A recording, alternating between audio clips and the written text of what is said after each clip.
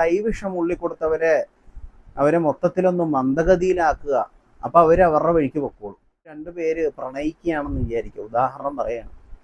ഈ കൈവിഷം ഒരാൾക്ക് ഉള്ളിൽ കൊടുത്തു കഴിഞ്ഞാൽ ഇവർ രണ്ടുപേരും അടിച്ചു പിരിഞ്ഞ് രണ്ടും രണ്ടു വഴിക്കായി പോകും. പല വിധത്തിൽ തരാം. അതായത് ഭഗവാന്റെ പാൽപ്പായസത്തിൽ വേണേൽ കലക്കി തരാം, പൊടിയായിട്ട്. പഴത്തിൽ വേണേൽ ജപിച്ചു തരാം.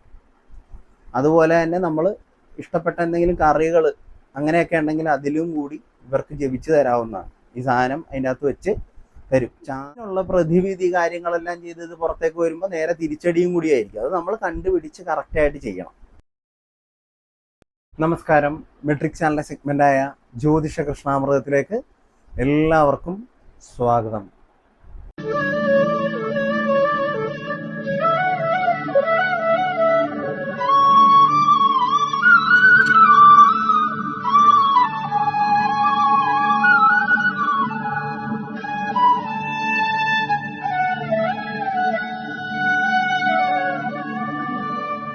ഇന്നത്തെ വീഡിയോയിൽ നമ്മൾ പ്രധാനമായിട്ട് പറയുന്നത് കൈവിഷം നമ്മുടെ ഉള്ളിൽ ചെന്നാലുള്ള ലക്ഷണങ്ങൾ എന്തൊക്കെയാണ് ബുദ്ധിമുട്ടുകൾ വരുന്നത്, ഇതിനുള്ള പരിഹാരം എന്നീ കാര്യങ്ങളാണ് ഇന്നത്തെ വീഡിയോയിൽ നമ്മൾ പ്രധാനമായിട്ട് പറയുന്നത്.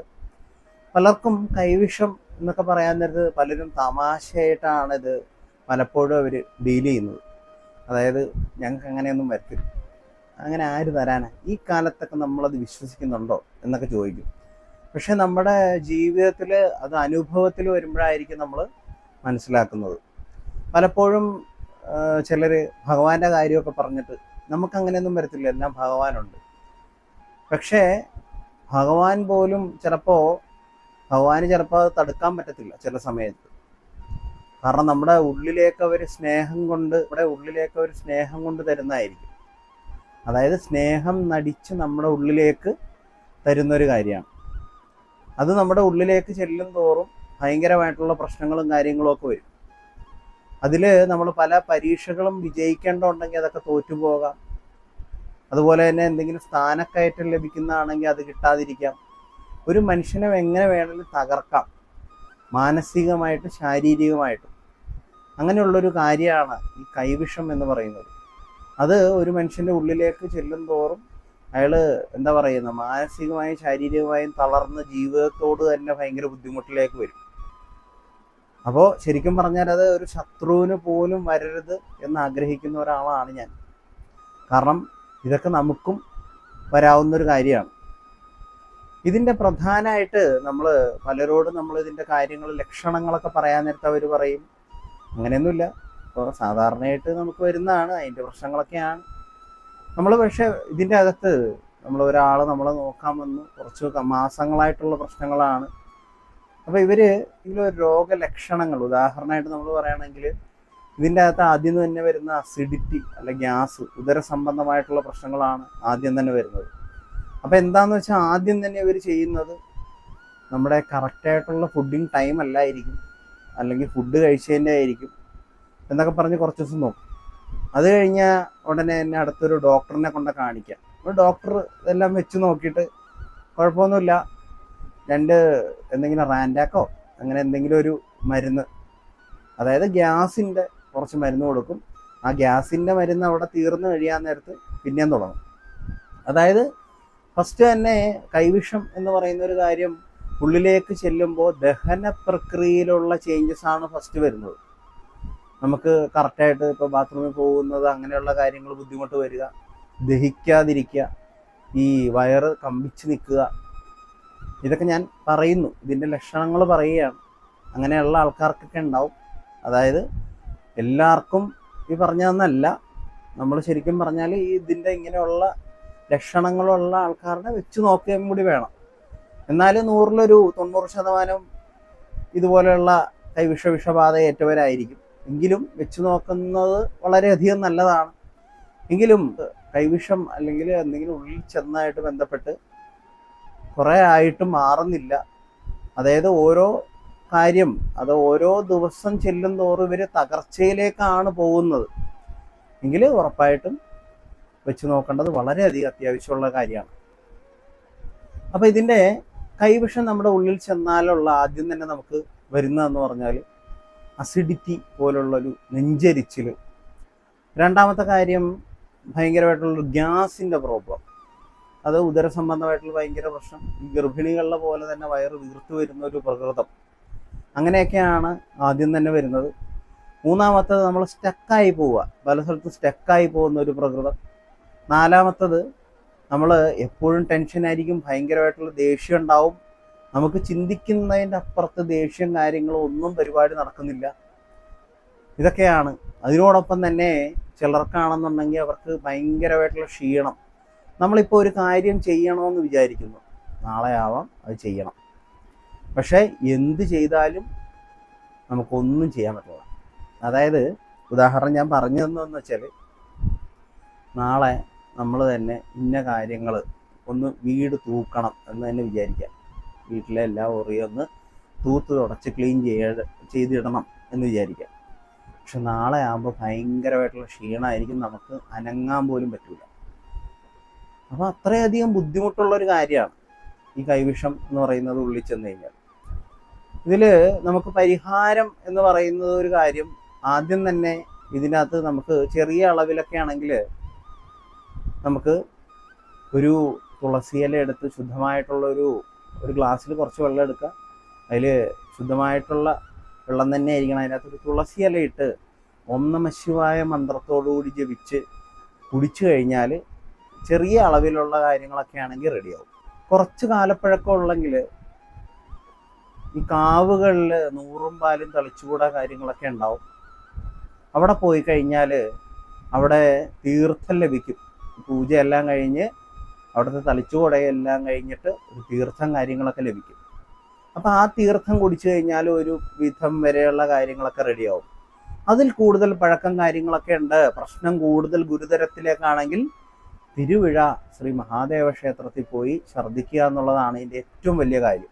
അത് കൃത്യമായ വ്രതത്തോടുകൂടിയും കാര്യങ്ങളോടുകൂടിയൊക്കെയാണ് അവിടെ പോകേണ്ടതും. അതിൻ്റെ ഒരു ചിട്ട കാര്യങ്ങളുണ്ട്. അങ്ങനെ അവിടെ പോയിട്ട് തലേദിവസം പോയി അവിടെ താമസിച്ച് പിറ്റേ ദിവസം രാവിലെ അവരവിടെ നിന്നുള്ളൊരു ഭഗവാന് നേദിച്ച ഒരു മരുന്നും കാര്യങ്ങളൊക്കെ തരും. പിന്നെ നമ്മൾ ഛർദ്ദിച്ചിത് മാറ്റുക എന്നുള്ള കാര്യമാണ്. അത് കഴിഞ്ഞ് കുറച്ച് ദിവസത്തേക്ക് കൂടി വളരെ കൃത്യമായിട്ടുള്ള ചിട്ടയും ശുദ്ധിയും ഒക്കെ പാലിക്കണം. എങ്കിൽ മാത്രമേ ഇതിൻ്റെ കാര്യങ്ങളെല്ലാം പൂർണ്ണമായി റെഡിയാവുള്ളൂ. ഇതല്ലാതെ അത്യാവശ്യം കാര്യങ്ങൾ ഞാൻ തന്നെ ആൾക്കാർക്ക്, അപ്പം നമ്മുടെ വീടിൻ്റെ അടുത്തുള്ള ആൾക്കാർക്ക് ഇതുപോലെ വരുന്നുണ്ട്. ഞാൻ ക്ഷേത്രത്തിലായിരിക്കാൻ നേരത്ത് അവർക്കറിയാം. അപ്പം ഈ തിരുവിഴയിൽ പോയിട്ട് ചെയ്യുന്നതെന്ന് പറഞ്ഞാൽ എല്ലാവർക്കും ഒരു പ്രാക്ടിക്കലായിട്ടുള്ള കാര്യമല്ല, ഭയങ്കര ഒരു ബുദ്ധിമുട്ടേറിയ ഒരു കാര്യമാണ്. ഉദാഹരണം പറയാനായിട്ടുള്ള കാര്യമാണെങ്കിൽ ഞാൻ തന്നെ ഒരു പ്രാവശ്യം പോയി ഛർദ്ദിക്കേണ്ട ഒരു അവസ്ഥ കാര്യങ്ങൾ വന്നിട്ടുണ്ട്. എൻ്റെ ജീവിതത്തിലൂടെയാണ് ഞാൻ ഇതിനുള്ളൊരു അനുഭവം ഞാൻ നിങ്ങളോട് പറയുന്നത്. കാര്യം എന്താണെന്ന് വെച്ചാൽ, ഞാൻ പണ്ട് സിവിൽ സർവീസൊക്കെ ടെസ്റ്റ് എഴുതിക്കൊണ്ടിരിക്കുന്ന ഒരു സമയത്ത് എനിക്കും ഇതുപോലെ പരീക്ഷ ടെസ്റ്റ് ജയിക്കാതിരിക്കാനും കാര്യത്തിനും വേണ്ടി എനിക്ക് ഉള്ളിൽ തന്ന ആൾക്കാരുണ്ട്. അത് ചിലപ്പോൾ ബന്ധുക്കൾ തന്നെ ഉണ്ട്, അല്ലാതെ കൂട്ടുകാരിൽ നിന്നും ഉണ്ട്. അപ്പം അങ്ങനെ ഞാൻ പോയി തിരുവിഴ പോയി ഛർദ്ദിക്കേണ്ട ഒരു കാര്യമൊക്കെ ഉണ്ടായി. അപ്പം അവിടെ പോയി ഛർദ്ദിക്കുക എന്ന് പറഞ്ഞാൽ ഭയങ്കര ഒരു ബുദ്ധിമുട്ടുള്ള ഒരു കാര്യമാണ്. അത്രയും ഷോക്കടിക്കുന്നത് പോലെ തന്നെയുള്ളൊരു ബുദ്ധിമുട്ടേറിയ കാര്യമാണ്. പക്ഷേ ഞാനന്ന് പോയി ചെയ്തു, കുറേ ആൾക്കാരുണ്ടായിരുന്നു. അപ്പോൾ മനസ്സിൻ്റെ ധൈര്യം, അതാണ് ഏറ്റവും വലിയ കാര്യം. അപ്പം അന്ന് ഞാനൊരു തീരുമാനം എടുത്തു, ഇത് ഈ ഒരു കാര്യം ശത്രുക്കൾക്ക് പോലും വരുത്തരുത് എന്നുള്ളൊരു കാര്യം. കാരണം ഒരു 3-4 മാസം ഞാനിത് ഉള്ളിൽ കൊണ്ട് നടന്ന് അനുഭവിക്കുകയും അതിനുശേഷം ഞാനൊരു ക്ഷേത്രത്തിൽ, അതായത് നമ്മുടെ തന്നെ ചമ്പക്കുളത്തുള്ളൊരു ക്ഷേത്രത്തിൽ പോയപ്പോൾ അവിടെ നമ്മുടെ ഗുരുസ്ഥാനീയനായ തന്ത്രി ഈശ്വരൻ ചേട്ടൻ പറഞ്ഞ്, നിനക്ക് ഇങ്ങനൊരു പ്രശ്നമുണ്ട്, നീ അത്യാവശ്യമായിട്ടൊന്ന് പോയി. കാരണം സ്വന്തമായിട്ട് ചികിത്സിക്കാൻ നമുക്ക് പറ്റില്ല. ഇപ്പം അതന്ന് ചെറിയ പ്രായമായിരുന്നു. അപ്പോൾ ഇന്നാണെങ്കിൽ എനിക്ക് തന്നെ കണ്ടുപിടിക്കാം എന്താ കാര്യം, എന്തൊക്കെയാണ് ചെയ്യേണ്ടതെന്നുള്ളത്.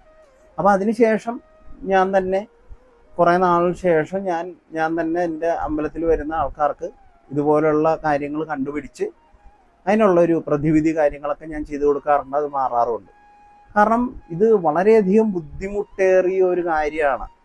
ഇപ്പോൾ നിങ്ങൾ അത്യാവശ്യമായിട്ട് ഇപ്പോൾ രക്ഷപ്പെടുന്ന ഒരു സമയമാണെന്ന് വിചാരിക്കുക. നിങ്ങൾ ഇപ്പം ഏറ്റവും പറയുകയാണെങ്കിൽ, ഞാനിപ്പോൾ ഇത് ചെയ്യാനുണ്ടായ പ്രധാന കാര്യം എന്ന് പറഞ്ഞാൽ പലർക്കും, അതായത് ഉദാഹരണം കർക്കിടകക്കൂറ്, വൃശ്ചികക്കൂറ്, അതുപോലെ മീനക്കൂറിലുള്ളവർക്കൊക്കെ പ്രധാനമായിട്ടും അവരൊരു വിജയത്തിലേക്ക് കടക്കുന്ന ഒരു സമയമാണ് ഇനി വരാൻ പോകുന്നത്. അതായത് വ്യാഴമാറ്റം ഏകദേശം മെയ് 30-ാം തീയതി തൊട്ട് ജൂൺ 2-ാം തീയതി പോലുള്ള ദിവസങ്ങളിലോടുകൂടി വ്യാഴത്തിൻ്റെ ഒരു വലിയൊരു മാറ്റം ഇവരിലുണ്ടാകുകയും അവർ പലരും ഇന്ന് കഷ്ടപ്പെടുന്നുണ്ട്, വളരെയധികം ഡൗൺ ആയിരിക്കുകയാണെങ്കിൽ അവർ അപ്പാവുന്ന ഒരു സമയമാണ്. അതായത് ഇവർ വിജയിക്കുന്ന കുറേ നേട്ടങ്ങളൊക്കെ കൈവരിക്കുന്ന ഒരു സമയമാണ്.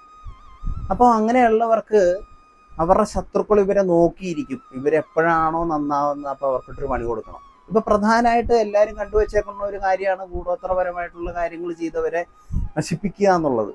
രണ്ടാമത്തെ കാര്യങ്ങൾ അല്ലെങ്കിൽ ചെയ്തു ദോഷപരമായിട്ടുള്ള പ്രാർത്ഥനാ കാര്യങ്ങളൊക്കെ ചെയ്തവരെ നശിപ്പിക്കുക എന്നുള്ളതാണ് ഏറ്റവും പ്രധാനമായിട്ടുള്ള ആദ്യത്തെ കാര്യം. രണ്ടാമത്തെ കാര്യം എന്ന് പറഞ്ഞാൽ ഈ കൈവിഷം ഉള്ളിക്കൊടുത്തവരെ അവരെ മൊത്തത്തിലൊന്ന് മന്ദഗതിയിലാക്കുക. അപ്പോൾ അവർ അവരുടെ വഴിക്ക് പൊക്കോളും. അപ്പോൾ ഇത് ഉള്ളിൽ ചെന്ന് കഴിഞ്ഞാൽ ഭയങ്കരമായിട്ടുള്ളൊരു ബുദ്ധിമുട്ടും കാര്യങ്ങളും വരുന്നതോടൊപ്പം തന്നെ ദേഷ്യം. ഇപ്പോൾ 2 പേര് പ്രണയിക്കുകയാണെന്ന് വിചാരിക്കുക, ഉദാഹരണം പറയുകയാണ്. ഈ കൈവിഷം ഒരാൾക്കുള്ളിൽ കൊടുത്തു കഴിഞ്ഞാൽ ഇവർ 2 പേരും അടിച്ച് പിരിഞ്ഞ് രണ്ടും 2 വഴിക്കായി പോകും. ഏറ്റവും നിസ്സാരമായിട്ടുള്ളൊരു കാര്യമാണ് ഞാൻ പറയുന്നത്. അങ്ങനെയാണ് പലരും പല വിധത്തിലും കാര്യങ്ങൾ. ഇപ്പോൾ ഒരു ക്ഷേത്രത്തിൽ പൂജാരിയോട് ചെന്ന് പറയുന്ന ഒരു കാര്യമാണ്, അല്ലെങ്കിൽ വേറെ ഈ കൂടുതലും ക്ഷേത്ര സംബന്ധമായിട്ടുള്ള കൈവിഷം ആരും ചെയ്യാറില്ല. ഭഗവാനെ മറച്ചു വെച്ചുകൊണ്ട് ചെയ്യുന്ന സ്ഥലത്തായിരിക്കും കൂടുതൽ വിഷബാധ കാര്യങ്ങളൊക്കെ ചെയ്യുന്നത്. അപ്പം ഈ വിഷബാധയിൽ നിന്ന് ലഭിച്ച കുറച്ച് കാര്യങ്ങളുണ്ട്. അതായത് ഈ എന്തൊക്കെ കൊണ്ടാണ് ഇത് ചെയ്യുന്നത്, അങ്ങനെയുള്ള കാര്യങ്ങളുണ്ട്. അപ്പോൾ ഇതിൽ നിന്നും പലർക്കും വരുന്നത്, അതായത് ഇവർ പോയി ഛർദ്ദിച്ചു കഴിഞ്ഞാൽ അല്ലെങ്കിൽ കൈവിഷം ഉള്ളിൽ ചെന്ന് അതിൽ നിന്ന് വരുന്ന കുറച്ച് കാര്യങ്ങൾ നമ്മുടെ ഉള്ളിലേക്ക് പല വിധത്തിൽ തരാം. അതായത് ഭഗവാന്റെ പാൽപ്പായസത്തിൽ വേണേൽ കലക്കി തരാം, പൊടിയായിട്ട് പഴത്തിൽ വേണേൽ ജപിച്ചു തരാം. അതുപോലെ തന്നെ നമ്മൾ ഇഷ്ടപ്പെട്ട എന്തെങ്കിലും കറികൾ അങ്ങനെയൊക്കെ ഉണ്ടെങ്കിൽ അതിലും കൂടി ഇവർക്ക് ജപിച്ചു തരാവുന്നതാണ്. ഈ സാധനം അതിൻ്റെ അകത്ത് വെച്ച് തരും. ചായ, കാപ്പി, അതിലൊക്കെ കൈവിഷം വേണമെങ്കിൽ നമുക്ക് പച്ചവെള്ളത്തിലും കലക്കുന്ന ഒരു പരിപാടിയുണ്ട്. അത് ലൈറ്റായിട്ടുള്ള കാര്യം, അത് ചെറിയ കാര്യങ്ങളേ ഉള്ളൂ. അപ്പം ഇത്രയും കാര്യങ്ങളിൽ ഇവർ ഒരു ശത്രുവിനെ നിഗ്രഹിക്കുന്ന പോലെ തന്നെ ചെയ്തു തരുന്ന ആൾ. അപ്പോൾ ഇത് ഉള്ളിൽ ചെന്ന് കഴിഞ്ഞാൽ പിന്നെ നമുക്ക് അവർ പറയണ കേൾക്കേണ്ടി വരും. അവർ പറഞ്ഞ കേട്ടില്ലേൽ പോയും നമ്മൾ തകർന്നടിയും. പ്രധാനമായിട്ട് നമ്മുടെ ഉദര സംബന്ധമായിട്ടുള്ള പ്രശ്നം, ഒരു സാധനം പോലും കഴിക്കാൻ പറ്റത്തില്ല. 2 ഉരുള ചോറ് കഴിക്കുമ്പോൾ വയറ് വീർത്ത് വരും. അതാണ് ഇതിൻ്റെ പ്രശ്നം. പിന്നെ നമ്മൾ കിടന്ന് കരഞ്ഞിട്ടോ ഒന്നും കാര്യമില്ല. ഭഗവാൻ അറിയാം, എങ്കിലും ഭഗവാൻ ഇതിനുള്ള മരുന്നും കാര്യങ്ങളും ഒക്കെ കണ്ടുവച്ചിട്ടുണ്ട്. എങ്കിലും ഇതിനുള്ള പ്രതിവിധി കാര്യങ്ങളെല്ലാം ചെയ്ത് ഇത് പുറത്തേക്ക് വരുമ്പോൾ നേരെ തിരിച്ചടിയും കൂടിയായിരിക്കും. അത് നമ്മൾ കണ്ടുപിടിച്ച് കറക്റ്റായിട്ട് ചെയ്യണം. അതാണ് ഇതിൻ്റെ അകത്തെ ഏറ്റവും വലിയ കാര്യം. അപ്പോൾ നമ്മൾ പറഞ്ഞു വന്നത്, ഇപ്പോൾ 2 പേര് തമ്മിലുള്ള ഇഷ്ടം അത് പിരിക്കാനും ഇത് യൂസ് ചെയ്യുന്നുണ്ട്. അതല്ല, ഭാര്യ ഭർത്തൃ ബന്ധം നല്ല രീതിയിലൊക്കെ പോയിക്കൊണ്ടിരിക്കുകയാണെങ്കിൽ, ചിലർക്ക് അസൂയായിട്ട് അങ്ങനെയൊക്കെ വരികയാണെങ്കിൽ ഇവരെ പിരിക്കാൻ വേണ്ടിയും ചിലർ അങ്ങനെയുള്ള കാര്യങ്ങൾ ചെയ്യാറുണ്ട്. പിന്നെ ചിലർക്ക് പ്രമോഷൻ കാര്യങ്ങളൊക്കെ വരാൻ നേരത്തെ അത് നേടിയെടുക്കാനും അങ്ങനെയുള്ള ആൾക്കാരെ ചതിക്കുന്നതിന് വേണ്ടിയിട്ടും കൂടി ഇങ്ങനെയുള്ള ഒരു കാര്യങ്ങൾ ചെയ്യും. അപ്പം മറ്റവർക്ക് എന്തായിരിക്കും, അവർ പ്രമോഷനെ കിട്ടിപ്പോകാനായിട്ടുള്ള സാധ്യത ഉണ്ടെങ്കിൽ അവരാകെ ഇത് കഴിഞ്ഞ് ടൈറ്റാവും, ദേഷ്യമാവും, വർക്കിൽ കോൺസെൻട്രേറ്റ് ചെയ്യാൻ പറ്റത്തില്ല, ആകെ പ്രശ്നങ്ങളായിരിക്കും. അതിനോടൊപ്പം തന്നെ അവർക്ക് എന്തെങ്കിലും ഒരു സാമ്പത്തികമായി ബാധ്യത കാര്യങ്ങൾ ഒക്കെ വരും. അപ്പോൾ വീട്ടിലും പ്രശ്നമാവും. അപ്പം അങ്ങനെയൊക്കെയാണ് ഇവർ പലപ്പോഴും ശ്രമിക്കാറുള്ളത്. ഈ കൈവിഷം ഉള്ളിൽ ചെന്ന് കഴിഞ്ഞാൽ നമുക്ക് ഒരു പ്രത്യേകമായിട്ടുള്ളൊരു ബുദ്ധിമുട്ട് കാര്യങ്ങൾ, ഉദരസംബന്ധമായിട്ട് തന്നെ ആദ്യത്തെ ഈ പറഞ്ഞ പോലെ പ്രശ്നങ്ങൾ എനിക്കുള്ളിൽ പോയിട്ടുള്ളത് കൊണ്ടാണ് ഞാൻ ഈ അനുഭവം പറയുന്നത് കേട്ടോ. കാരണം എനിക്ക് എൻ്റെ ചെറുപ്പത്തിൽ ഇങ്ങനെ ഒരു കാര്യം ഒന്നല്ല 2-3 പേര് തന്നിട്ടും അങ്ങനെ പുറത്ത് ഞാൻ കളഞ്ഞ് എൻ്റെ കാര്യങ്ങൾ. അതുകൊണ്ടാണ് എൻ്റെ അനുഭവത്തിലൂടെ എനിക്ക് കറക്റ്റായിട്ട് എനിക്ക് പറയാൻ പറ്റുന്നത്. അവർക്ക് തന്നെ ഒരു മാനസികമായിട്ട് ഭയങ്കര ഒരു ബുദ്ധിമുട്ടും കാര്യങ്ങളും വരും. നെഞ്ചരിച്ചിൽ പോലെയുള്ള കാര്യങ്ങൾ. നമ്മൾ ഇപ്പോൾ ഉദര സംബന്ധമായിട്ടുള്ള പ്രശ്നങ്ങൾ കൂടി തന്നെ വരുന്നു. അതിനോടൊപ്പം തന്നെ മൈൻഡ് റിലേറ്റഡ് ആയിട്ടും കൂടി പ്രശ്നം വരും. അതായത് തല നേരെ നിൽക്കാത്തൊരു അവസ്ഥ, കാര്യങ്ങൾ, ക്ഷീണം പോലുള്ള അവസ്ഥകൾ, കാര്യങ്ങളൊക്കെ ഇതിൻ്റെ കൂടെ തന്നെ വരുന്നതാണ്. പലർക്കും ഒരു സംശയമാണ്, എന്തൊക്കെയാണ് ഈ കൈവിഷം ഉള്ളിൽ ചെന്നാൽ അതിൻ്റെ അകത്ത് നമുക്കിപ്പോൾ ഛർദ്ദിക്കുക, അല്ലെങ്കിൽ ചിലപ്പോൾ ഇത് ബാത്റൂമിൽ പോകാൻ നേരത്ത് പോകും, ഇതിനുള്ളൊരു പരിഹാരം ചെയ്യുകയാണെന്നുണ്ടെങ്കിൽ.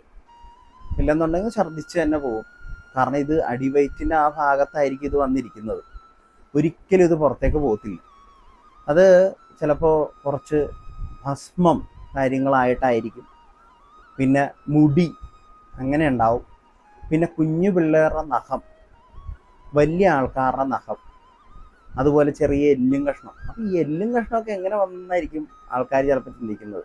അവർ ഈ പഴത്തിലൂടെയോ അല്ലെങ്കിൽ കഴിക്കുന്ന എന്തെങ്കിലും ഭക്ഷണത്തിലൂടെയൊക്കെ ആയിരിക്കും ഇത്. നമ്മൾ ആ സമയത്ത് മൈൻഡ് കട്ടായിരിക്കും ഈ സാധനം അതിനകത്ത് ഇടാൻ നേരത്ത്. നമ്മൾ അവരുടെ ഒരു സ്നേഹത്തിലും അവരുടെ ഒരു സംസാരത്തിലും മയങ്ങി ഇതങ്ങോട്ട് കഴിക്കും. ഇതങ്ങോട്ട് കഴിച്ചു കഴിഞ്ഞാൽ തന്നെ ഭയങ്കരമായിട്ടുള്ള പ്രശ്നങ്ങളും കാര്യങ്ങളും ഒക്കെ തുടരും. അതായത് നമുക്ക് ഭയങ്കര സങ്കടമായിരിക്കും ഫസ്റ്റ് വരുന്നത്. കാര്യങ്ങളൊന്നും നടക്കുന്നില്ല എന്നുള്ള കാര്യം വിചാരിച്ച് തന്നെ സങ്കടാവസ്ഥ കാര്യങ്ങളായിരിക്കും ആദ്യം തന്നെ വരുന്നത്. പിന്നെ നമുക്ക് പ്രാർത്ഥന, ഭയങ്കരമായിട്ടുള്ളൊരു പ്രാർത്ഥന കാര്യങ്ങളുണ്ടാവും. അതായത് ഇത് ഉള്ളിലുണ്ടെങ്കിലും ഇവ സമ്മതിക്കത്തില്ല. ഓരോ കാര്യം നമ്മൾ പ്രാർത്ഥിക്കാൻ നേരത്തും ഇവനെ ഇളക്കം തട്ടുമെങ്കിലും ഇവൻ പുറത്തേക്ക് വരത്തില്ല. പ്രധാനമായിട്ട് നമ്മൾ ശിവനെ തന്നെയാണ് ഇതിൻ്റെ അകത്ത് ഏറ്റവും കൂടുതൽ പ്രാർത്ഥിക്കേണ്ടത്. പറ്റുവാണെങ്കിൽ ശിവന്റെ ക്ഷേത്രത്തിലൊക്കെ പോയി തൊഴുത് 2 പ്രദോഷത്തിനൊക്കെ പോയി തൊഴുക. അവിടെ നിന്നുള്ളൊരു തീർത്ഥമൊക്കെ മേടിച്ചു കുടിക്കുക. ഒരു പരിധിവരെയൊക്കെ അതിനകത്ത് ഉള്ളതാണെന്നുണ്ടെങ്കിൽ അതൊക്കെ മാറിപ്പോകും. വളരെ കൂടിയ അവസ്ഥ കാര്യങ്ങളൊക്കെ ആണെന്നുണ്ടെങ്കിൽ ഈ പറഞ്ഞ കാര്യങ്ങൾ ഒന്ന് തിരുവഴയിൽ പോയി ഛർദ്ദിക്കുക. ഇല്ലെങ്കിൽ ഇതുമായിട്ട് ബന്ധപ്പെട്ട എന്തെങ്കിലും കാര്യങ്ങളുണ്ടെങ്കിൽ എന്നെ കോണ്ടാക്ട് ചെയ്യാവുന്നതാണ്. ഞാൻ ഇതിൻ്റെ കാര്യങ്ങളും അതിൻ്റെ പരിഹാരമൊക്കെ പറഞ്ഞു തരാം. ചെറിയ രീതിയിലുള്ളൊരു കാര്യം കൊണ്ട് തന്നെ നമുക്കിത് മാറ്റിയെടുക്കാവുന്നതാണ്. കാരണം ഇത് മുന്നോട്ട് പോകും തോറും ഭയങ്കര മോശമായിട്ട് തന്നെ വരും. കുടുംബത്തിൻ്റെ തകർച്ച, അതാണ് ഏറ്റവും അവർ ലക്ഷ്യം കാണുന്നത്. നമ്മുടെ ശത്രുക്കളായിട്ടുള്ളവർ ലക്ഷ്യം കാണുന്നതെന്ന് പറഞ്ഞാൽ നമ്മുടെ കുടുംബത്തിൻ്റെ തകർച്ച. അപ്പോൾ ഇത് ഭഗവാന്റെ മുന്നിൽ നിന്ന് ചെയ്യാൻ പറ്റൂല. ഭഗവാന്റെ മുഖം മറച്ചു വെച്ച് ചെയ്യുന്ന ഒരു കാര്യം കൂടിയാണ് ഈ പറഞ്ഞ കൈവിഷം എന്ന് പറയുന്ന ഒരു കാര്യം. അപ്പം അങ്ങനെയുള്ള ഒരു കാര്യം അവരിവിടെ കൊണ്ടുവന്നിട്ട് അല്ലെങ്കിൽ നമ്മുടെയൊക്കെ പ്രയോഗിക്കാൻ നേരത്ത് നമ്മൾ അതിനുള്ള തിരിച്ചടി കൊടുക്കുക തന്നെ ചെയ്യണം. അതിന് മുമ്പ് ഇത് ഉള്ളിൽ പോയിട്ടുണ്ടെങ്കിൽ അത് എത്രയും വേഗം എടുത്ത് കളഞ്ഞിട്ട് വേണം അതിനുള്ളൊരു പരിഹാരം കാര്യങ്ങൾ ചെയ്യാനായിട്ട്. അപ്പോൾ ഞാനിത് വീണ്ടും വീണ്ടും പറയുന്നത് എന്താണെന്ന് വെച്ചാൽ, നമുക്ക് ഈ 2-3 രാശിക്കാരുടെ കാര്യം പറഞ്ഞു, അതുപോട്ടെ എല്ലാവരുടെയും കാര്യം നമുക്ക് വളരെയധികം നമുക്ക് വിശ്വാസമുള്ള ഒരു സ്ഥലത്ത് മാത്രമേ നമ്മൾ ഭക്ഷണം കഴിക്കാവുള്ളൂ. ഒരു വെള്ളം പോലും കേട്ടോ. ഇപ്പോൾ കൂട്ടുകാരുടെ വീടായിക്കോട്ടെ, ബന്ധുക്കളുടെ വീടായിക്കോട്ടെ, പണ്ടത്തെ മുത്തശ്ശിമാരൊക്കെ പറയും അവിടെ എവിടെയൊന്നും പോയി കഴിക്കരുതെന്ന് പറയില്ലേ, മുത്തശ്ശിയാണേലും മുത്തശ്ശനാണേലും. അത് ഇതുകൊണ്ടാണ്. അനുഭവം വരുമ്പോഴേ പഠിക്കുള്ളൂ. അനുഭവത്തിലല്ലെങ്കിൽ അവർ തമാശയായിട്ടായിരിക്കും ചിന്തിക്കുന്നത്. ഇപ്പം എനിക്ക് നോക്കാനായിട്ട് വരുന്ന വീട്ടിലാണേലും നോക്കാൻ, അല്ലെങ്കിൽ ക്ഷേത്രത്തിലാണേലും ഓൺലൈനാണേലും കുറേ ആൾക്കാരിൽ ഇത് ഞാൻ കാണുന്നുണ്ട്. പിന്നെ അതിനുള്ള പരിഹാരം ചെയ്ത് അവർക്കൊക്കെ മാറി അവർ കറക്റ്റാകുന്ന നേരത്ത് ആ ഒരു സമയത്ത് അവർക്ക് കുടുംബത്തിലൊരു സമാധാനമുണ്ട്. അതാണ് നമ്മുടെ സന്തോഷം. അത് പറഞ്ഞറിയിക്കാൻ പറ്റില്ല. കാരണം അവർക്ക് അത്രയും ഒരു ബുദ്ധിമുട്ടായിരിക്കും. അപ്പോൾ അത് മാറി കുടുംബത്തിലൊരു സന്തോഷം, ചിരിയൊക്കെ വരാൻ നേരത്ത് നമുക്കുള്ളിലൊരു സന്തോഷം ഉണ്ടാവും. അതാണ് നമുക്ക് വേണ്ടത് പ്രധാനമായിട്ടും. അല്ലാതെ ഒരാളെ നശിപ്പിക്കുക എന്നുള്ളതല്ലല്ലോ. ആൾക്കാരൊരു സന്തോഷമായിട്ട് ജീവിക്കുക. അവരുടെ ഉദാഹരണം, അവരുടെ മക്കളൊക്കെ ആയിട്ട് സന്തോഷമായിട്ട് ഇരിക്കേണ്ട സമയത്തായിരിക്കും വഴക്കും അടിയും പിടിയും ഭാര്യയായിട്ടും. അപ്പോൾ ആ കുഞ്ഞു പിള്ളേരും കണ്ടോണ്ടിരിക്കുകയല്ലേ അങ്ങനെ ഒരു കാര്യം. അപ്പോൾ അവരുടെ മനസ്സൊക്കെ എത്രമാത്രം വിഷമിക്കുന്നു. അതുപോലെ പൈസ ഇല്ലാത്തൊരവസ്ഥ കാര്യങ്ങളൊക്കെ വരും ഇതോടനുബന്ധിച്ച് തന്നെ. അപ്പോൾ പൈസ ഉണ്ടെങ്കിൽ തന്നെ അതൊക്കെ പോയി റോൾ ചെയ്യാൻ പറ്റാത്ത സ്ഥിതി വരും. മൊത്തത്തിലൊരു വിഷമാണ്. അതായത് ഒരു ഭ്രാന്ത് പിടിച്ച അവസ്ഥയിലൂടെ തന്നെ മുന്നോട്ട് പോകും. അപ്പോൾ അതൊക്കെ മാറി, ഇതെല്ലാം മാറി സന്തോഷമായിട്ട് അവർ കുടുംബത്തോടുകൂടി എല്ലാവരുമായിട്ടും സന്തോഷത്തോടെ ഇരിക്കാൻ നേരത്ത് അത് കാണുമ്പോൾ നമുക്കൊരു സന്തോഷം. എനിക്ക് പേഴ്സണലായിട്ട് ഞാൻ പറയാം, എനിക്ക് ഭയങ്കര സന്തോഷമാണ്. അങ്ങനെയുള്ള കുറേ ആൾക്കാരുണ്ട്. അപ്പോൾ അവർ ഇത് ഞാൻ കൊടുക്കുന്ന പരിഹാരമായിട്ട് കൊടുക്കുന്ന കാര്യം കഴിച്ചതിന് ശേഷം തിരുമേനി ഭയങ്കരമായിട്ട് ബുദ്ധിമുട്ടായി. അതായത് ഇത് വയറ്റിൽ നിന്ന് പോകാൻ, അതായത് കുറേ പഴക്കമുള്ളതൊക്കെ ഉണ്ടാവും. ഞാൻ ഛർദ്ദിക്കുന്നതിന് കയ്യും കണക്കും ഇല്ലായിരുന്നു, പക്ഷെ അത് പോയി, ഇപ്പം റെഡിയായി, ഓക്കെ, സമാധാനമുണ്ട്, ഓക്കെ ആണെന്ന് പറയും. അത് കഴിഞ്ഞ് കുറച്ച് ദിവസം കഴിയുമ്പോൾ വെച്ച് നോക്കാൻ നേരത്ത് നമുക്കറിയാം. അപ്പം അങ്ങനെയുള്ള കാര്യം പിന്നെ അവർക്കൊരു ഗ്രോത്ത് ആയിരിക്കും, അവരുടെ ജീവിതത്തിൽ ടോട്ടലി ഒരു ഗ്രോത്തും കാര്യങ്ങളൊക്കെ വരും. അതൊക്കെ കാണാൻ നേരത്ത് നമുക്ക് ഭയങ്കരമായിട്ടുള്ള സന്തോഷം. കാരണം അവർ പ്രാർത്ഥിക്കുമ്പോൾ നമ്മുടെ ഒരു കാര്യം കൂടി പ്രാർത്ഥിക്കും, അതോടുകൂടി നമുക്കൊരു കാര്യങ്ങളിലെല്ലാം മുന്നോട്ട് മറ്റുള്ളവരെ കൂടി സഹായിക്കാനുള്ള ഒരു കാര്യം കൂടി ഉണ്ടാവും. അപ്പം ഞാൻ പറഞ്ഞു വന്നത് അവിടെ ഇവിടെയൊന്നും പോയി കഴിക്കരുത്. അപ്പം നമുക്ക് അത്രയും വിശ്വാസമുള്ള സ്ഥലത്തുനിന്ന് ഭഗവാന്റെ പ്രസാദമാണെന്ന് പറഞ്ഞ് തന്നാൽ പോലും വേണ്ട, ഞാനിപ്പം കഴിച്ചിട്ട് വന്നേ ഉള്ളൂ എന്ന് പറയും. നമുക്ക് വിശ്വാസമുള്ള സ്ഥലത്താണെന്ന് കഴിച്ചോ. വിശ്വാസം ഇല്ലാത്ത സ്ഥലത്തുനിന്നാണെങ്കിൽ കഴിക്കാൻ നിൽക്കരുത്. നമ്മുടെ മനസ്സ് തന്നെ തോന്നിക്കും ഇവിടെ നിന്ന് കഴിക്കണം. അപ്പോൾ അവരുടെ ഒരു സ്നേഹപ്രകടനമൊക്കെ ഉണ്ടാവും. ചിലപ്പോൾ അതിൽ നമ്മൾ വീണു പോയാൽ പിന്നെ തീർന്നു. അപ്പോൾ അത് എത്ര വലിയ ബന്ധുക്കളായിക്കോട്ടെ, എത്ര വലിയ കൂട്ടുകാരായിക്കോട്ടെ, നമുക്കൊരു വിശ്വാസം, അത്രയ്ക്ക് വിശ്വാസമാണെങ്കിൽ മാത്രം അവിടെ നിന്ന് നമ്മൾ ഭക്ഷണം അല്ലെ വെള്ളം പോലും കുടിക്കാവുള്ളൂ. ഏത് ഹോട്ടലിൽ നിന്ന് വേണം കഴിച്ചു, നമ്മളറിയില്ലല്ലോ ഇവർ. അതായത് നമുക്ക് എവിടെയെങ്കിലും യാത്ര പോകാൻ നേരത്തെ ഏതെങ്കിലും ഹോട്ടലിൽ, ഞാൻ പറയുന്നതാണ്, ഏത് ഹോട്ടലിൽ നിന്ന് വേണമെങ്കിലും കഴിച്ചോളൂ. നമ്മളറിയില്ല അവർ ഇത് കൊണ്ട് കൂടോത്രമായിട്ട് ഇരിക്കുകയല്ലല്ലോ, അല്ലെങ്കിൽ ഈ കൈവിഷായിട്ടിരിക്കുകയല്ലല്ലോ. അപ്പോൾ നമുക്കത്രയും പുറത്തുനിന്ന് വേണേലും എവിടെ നിന്ന് വേണേലും കഴിക്കാം, ഒരു കുഴപ്പമില്ല. പക്ഷേ നമ്മൾ കഴിക്കുന്ന സ്ഥലത്തുനിന്ന് വളരെ വിശ്വാസമുള്ളൊരു സ്ഥലത്തുനിന്ന് വേണം, കൂട്ടുകാരായിക്കോട്ടെ, ബന്ധുക്കളായിക്കോട്ടെ, അല്ലെ പരിചയക്കാരായിക്കോട്ടെ, അവരുടെ വീട്ടിൽ നിന്നൊക്കെ അല്ല അവർ കൊണ്ടുതന്നതൊക്കെ കഴിക്കാൻ. കാരണം നിങ്ങളുടെ ഒരു നല്ല സമയം അതോടുകൂടി, എന്തെങ്കിലും കൈവശം ഉള്ളിൽ ചെന്നാൽ നിങ്ങളുടെ നല്ല സമയം അതോടുകൂടി തീരും. ഇത് ഡീറ്റെയിൽ ആയിട്ട് പറയാൻ കാരണം ഇപ്പോൾ കുറച്ച് ആൾക്കാർക്ക് നല്ലത് വരുന്നൊരു സമയമാണ്. അപ്പോൾ നിങ്ങൾ വളരെയധികം ശ്രദ്ധിക്കേണ്ട ഒരു സമയം കൂടിയാണ്. ഈ ഒരു കാര്യം ഉള്ളിലുണ്ട്, നിങ്ങളുടെ ഇനി ഒരു നല്ലൊരു, അതായത് വലിയൊരു നേട്ടം തന്നെ ഇല്ലാതാവും. മനസ്സിലായോ? ആ നേട്ടം നിങ്ങൾ കളഞ്ഞ് കുളിക്കരുത്. അതായത് സുവർണ കാലഘട്ടമായിട്ട് തന്നെ വരികയാണ് 3 രാശിക്കാർക്ക് അല്ലെങ്കിൽ 3 കൂറുകാർക്ക്. അത് നിങ്ങൾ കളഞ്ഞു കുളിക്കരുത്. അതുകൊണ്ടാണ് ഈ ഒരു വീഡിയോ ഒരു പ്രിക്കോഷൻ എന്നുള്ള നിലയിൽ ഞാൻ ചെയ്തു തന്നത്. കാരണം നിങ്ങൾക്ക് തന്നെ ഒരു ബോധം ഉണ്ടാകും കാര്യങ്ങൾ ഇങ്ങനെ ശരിയായിരിക്കാം എന്നുള്ളത്. പലയിടത്തും അനുഭവം കാര്യങ്ങളുണ്ട്.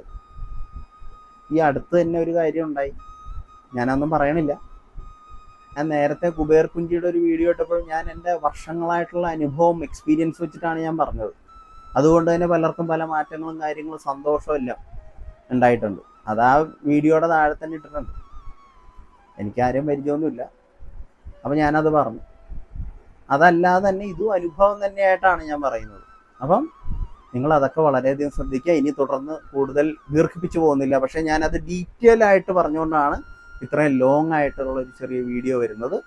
അപ്പം എല്ലാവരെയും ജഗദീശ്വരൻ അനുഗ്രഹിക്കട്ടെ എന്ന് പ്രാർത്ഥിച്ചുകൊണ്ട് ഒരിക്കൽ കൂടി പറയുന്നു, ഇതുമായിട്ട് എന്തെങ്കിലും ബന്ധപ്പെട്ട് നിങ്ങൾക്ക് പരിഹാരം എന്തെങ്കിലും അറിയാനും എന്തെങ്കിലും സംശയങ്ങൾ അറിയാനും താഴെ കാണുന്ന ഈ നമ്പറിൽ കോൺടാക്ട് ചെയ്യുക. അതുപോലെ തന്നെ വിവാഹ സംബന്ധമായിട്ടുള്ള തടസ്സങ്ങൾ, ജോലി സംബന്ധമായിട്ടുള്ള തടസ്സങ്ങൾ, ഇപ്പോഴത്തെ സമയം, ഇനി മുന്നോട്ടുള്ള കാര്യങ്ങളൊക്കെ അറിയുന്നതിന് താഴെ കാണുന്ന ഈ നമ്പറിൽ ജ്യോതിഷ കൃഷ്ണാമൃതത്തിൽ വാട്സപ്പിൽ മെസ്സേജ് ചെയ്യുക. അപ്പോൾ ഞാൻ നോക്കിയിട്ട് അതിൻ്റെ കാര്യങ്ങളൊക്കെ പറയാം. അപ്പോൾ എല്ലാവരെയും ജഗദീശ്വരൻ അനുഗ്രഹിക്കട്ടെ എന്ന് പ്രാർത്ഥിച്ചുകൊണ്ട് ഇന്നത്തെ വീഡിയോ നിർത്തുന്നു. നമസ്കാരം. ജീവേഷ്.